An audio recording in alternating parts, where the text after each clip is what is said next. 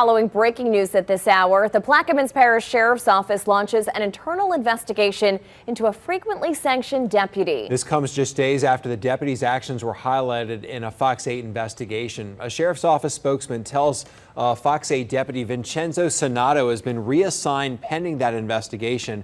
Our reports show that Sainato swore in an affidavit that Jared Folks was on the scene of a crash in the parks of Plaquemines on Super Bowl Sunday of 2022. However, we obtained video from Folks' office in Kenner, 23 miles away from the crash, where he was watching the Super Bowl at the same time Sainato swore he was on the scene. Sainato's affidavit led the judge to issue an arrest warrant for Folks. Shortly after we started asking questions, the Plaquemines Parish DA dropped those charges. However, Folks still faces a civil lawsuit brought by the subdivision that cites several of the false claims in Sainato's affidavit. Sainato has a history of misconduct on the job. In 2020 and 21, he served 5 separate suspensions, tallying 7 days.